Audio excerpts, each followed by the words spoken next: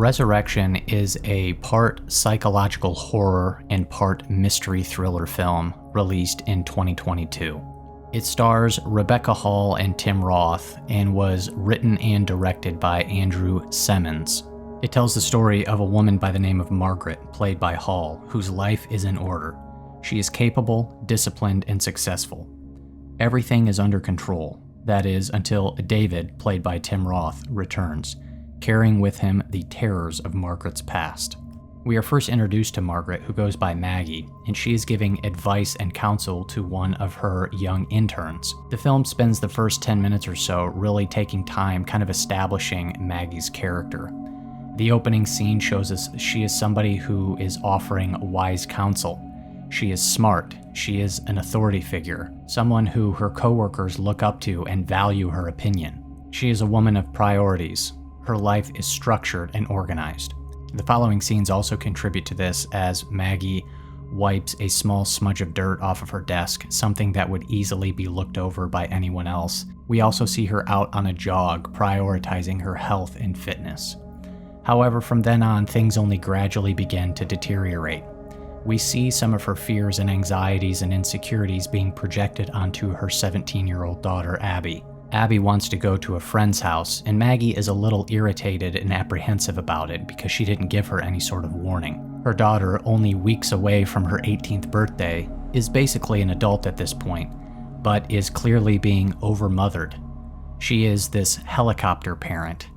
And what ends up happening that night is her daughter gets into a bicycle accident where she gets a really bad cut on her leg. This obviously triggers a freaked out response from Maggie, which only amplifies her fears and insecurities regarding her daughter.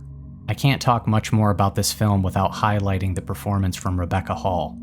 This film is really a character piece and a study into this woman. It is the best performance in a horror or thriller film I've seen since one of my all-time favorites of Toni Collette in Hereditary. I think Rebecca Hall in this film is absolutely fantastic. The amount of emotions and the emotional range that she is required to cover and convey in this film is astonishing. Due to the way Resurrection is written, it is presented in a very eerie, mysterious, and kind of ambiguous sort of way. Typically, stories like this in the mystery thriller genre or psychological horror genre will be filled with twists and turns and unexpected and shocking moments, where the narrative structure itself feels like a roller coaster. This film has a bit of that, as it is mysterious, but it is really Maggie's emotional well-being that is filled with so many twists and turns. It's so unpredictable, which lends to a lot of the mystery in the film. You don't know how she's going to react or respond in any given scene. So every scene is almost a mystery with regards to her character and her reactions, which again speaks to the powerful performance by Hall that only amplifies the intensity and the psychological component in the movie. At about 15 minutes into the film, Maggie is at some kind of work conference where she looks across the room and sees David, played by Tim Roth. This is where things really take a turn for the worse. This triggers a response in her, what I can only assume is a panic attack. As somebody who has experienced a panic attack themselves, this might be the best portrayal of that type of reaction I have seen in a movie. Shortly after this, we get our first dream or nightmare sequence, where Maggie gets up from the couch because the oven is smoking. She walks over to it, opens it up, and there is a charred, burnt remains of a fetus inside the oven, at which she immediately wakes up from this nightmare with a gasp of air. This is really our first indication that her past trauma that has now been conjured up and brought up again involves a baby in some way, shape, or form. Following this, we get another short scene that almost feels inconsequential, but I think it gives us another small detail and some pretty meaningful insight into Maggie's character, where she asks her daughter if she wants to have some whiskey. She sits her down, realizing and knowing that her daughter is about ready to head off to college and is probably going to be drinking herself. She says, "I know you're going to drink, and so you better learn how, and who better to teach you than me." So they start taking shots of whiskey. And after a couple shots, it cuts to a shot of Maggie holding Abby in bed, who is fast asleep. And she is holding her like she is a little baby. And maybe I'm reading a little too much into this, but to me, this scene seems to imply that Maggie is perhaps intentionally getting her daughter drunk so that she will pass out and fall asleep, so that she can hold her and cuddle with her like her own little baby. This is the type of thing that helps provide Maggie with a sense of safety and security. She gets meaning and fulfillment knowing she is this mom who can watch over her little baby girl and knowing that she is the reason her daughter is safe. One of my favorite scenes in the film occurs at about the 30-minute mark, where Maggie sees David in the park. This is the first time in the film she decides to actually confront him. And I like how restrained the film has been so far with regards to the mystery and the past trauma that is now being resurfaced in Maggie's life. It's all been this emotional response and reaction from Maggie. There's still so much of the details of her past that we don't know yet. We only have very little clues. But again, her performance has really pulled us into the story where we are very intrigued as to what exactly is happening here. There are lines that are delivered throughout the film, and in particular this scene, that are so unsettling. Some of the lines Tim Roth says in this scene are so incredibly off-putting and disturbing. Ben is with me. Right now. Here. And you're not entirely sure how to interpret them or what exactly is going on. But it's done in such a way that doesn't create confusion, it really pulls you into the film even more. One of my favorite shots in the film occurs in this scene, where Tim Roth gives what I think is one of the most sinister looking smiles I've ever seen. And then you notice that he is missing a tooth, which reflects us back to an earlier scene where Abby finds a tooth in her wallet randomly. David tells Maggie that they have previously shaken hands and that she actually introduced him to David, which we have never seen, and so this comes as a complete surprise and shock to us, just like it does to Maggie. Shortly after this, we get another fantastic scene where Maggie delivers an uninterrupted 8-minute monologue. She begins to tell the story of what happened to her in her past. I really like that writer-director Simmons decides to have Maggie deliver this to the young intern that she's been helping give relationship advice to, because at this point in the film, we know basically as much about her as the intern does. And so when her story is over and done with, the look of pure shock, terror, confusion on the intern's face is pretty much exactly how we as the audience feel. The monologue is presented in one 8-minute close-up, and you cannot take your eyes off the screen. Maggie gives us some information and more context into her past. We find out that she had a previous relationship with David over 20 years ago. Maggie was 18 and got pregnant with David's baby. And then she delivers perhaps the most disturbing lines in the entire film. When I came back, 2 of Ben's fingers were on the counter. That's all that was left.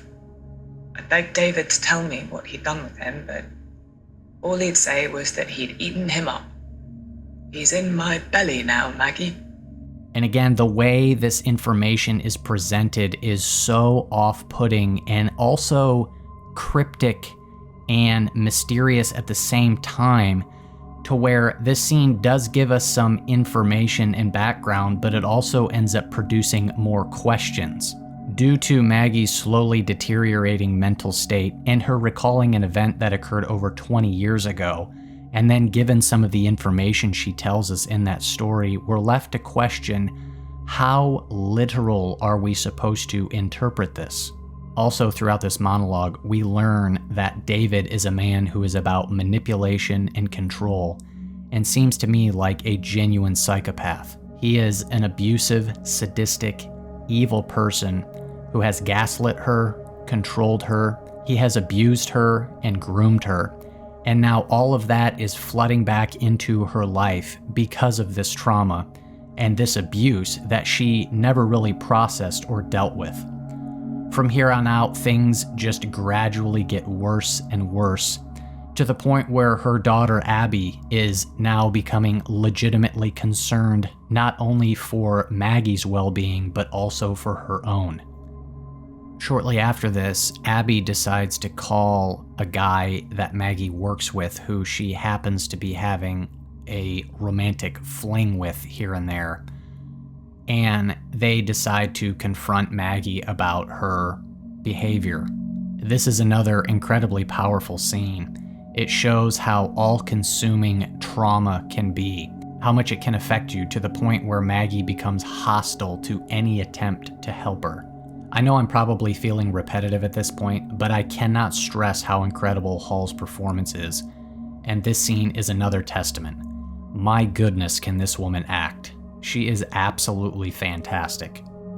They say a picture is worth 1,000 words, and in addition to one of my favorite shots being of the sinister smile by Tim Roth, this shot right here is probably my absolute favorite shot in the film, and it is the look on Rebecca Hall's face when she is laying against her couch right here. The look on her face says everything you need to know about what this woman is experiencing and what she's going through.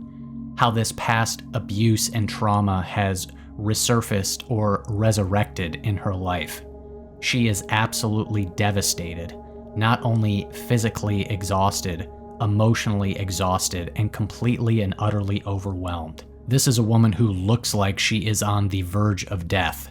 This look of utter devastation, her entire emotional well-being is completely decimated, and all we see here is this shell of a person of what's left of her.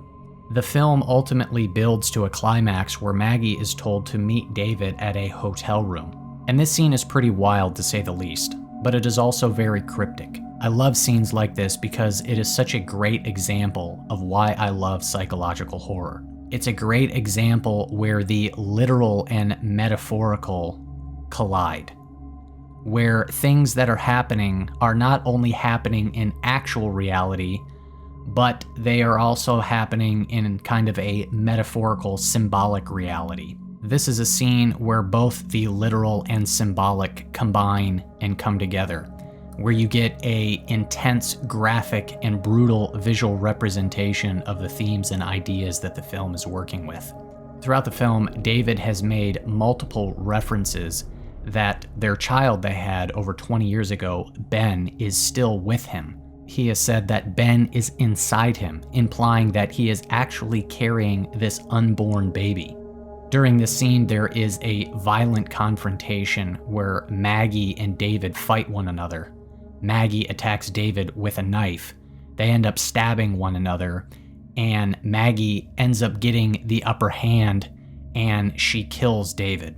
Maggie then takes her knife and cuts open his stomach and pulls out his intestines, opens up the inside of his chest cavity, and sees their unborn baby Ben inside of David, still alive. She takes him out and holds him close and says, "I saved you." This scene is really a representation of Maggie's trauma. In the film, we have this character of David, who is this pregnant man that is literally carrying the trauma and baggage of Maggie's past. And in his psychopathic and sadistic wickedness, he decides to confront her with it and be this persistent reminder of what she's done. Here's my interpretation of what this all means. Maggie blames herself and carries a tremendous amount of guilt from her past. Guilt that is crippling. And based on what we learn throughout the film, being that Maggie and David were in a previous relationship, she got pregnant and gave birth to her child. Thinking back to the monologue she delivers earlier in the film, and David saying that he ate their baby, you kind of have to figure out how much of this is literal versus how much of it is just her trauma speaking. But it seems to me that she was very clearly in an abusive and harmful relationship. David almost certainly murdering their child and Maggie's response not knowing how to deal with it and process it, she decides to abandon the situation. I do think there is some room for interpretation regarding the character of David, because he only ever talks to Maggie throughout the film. And so it is possible that he is merely a figment of her imagination. I do think he is definitely a real person from her past. Now, whether he is actually there during the events of the film or he is just this representation of her deteriorating mental state, I think is up for interpretation and could go both ways. Me personally, I lean a little bit more towards David actually being there. Her confronting him at the hotel room leads to her actually murdering David. I think her seeing the baby inside of David is only happening in her mind, but it shows that her mental state has completely collapsed. The final scene of the film takes place in what I think is clearly a fantastical final wish of Maggie. All is calm, all is well, a very peaceful atmosphere where her daughter Abby has returned. She is there holding and carrying her little baby Ben. They're all back together. Abby tells Maggie that she's no longer scared. The camera then pushes in on Maggie's face, and we see this very peaceful, content smile start to break. The room slowly gets darker, and we see this very concerned and distressed look appear on Maggie's face now. She takes a huge gasp of air, and then the film cuts to black, implying that Maggie is once again waking up from a dream. And so at the end of the film, what we are left with is a woman who has had a complete and total break from reality. The title Resurrection, I believe, refers to the past trauma being resurrected once again and brought to the surface in Maggie's life. I think it also speaks to the baby in that final scene, where she pulls the resurrected baby out of David, which again speaks to the resurrection of the trauma that she's gone through in her life that is now resurfaced. That concludes my thoughts and interpretation on this film. I think it's safe to call Resurrection a hidden gem at this point, as I hardly see anybody talking about it. This was my favorite film that was released in 2022. And if you haven't seen it and you are, like myself, a fan of psychological horror and mystery thrillers, I cannot recommend this one enough.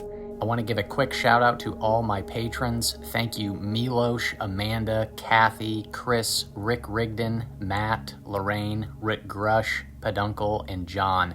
I appreciate you guys so much. Thank you so much for your support. Thank you so much for watching. I greatly appreciate it. If you got anything out of this video, you know what to do. Do not click that subscribe button unless you want to be haunted by the beard.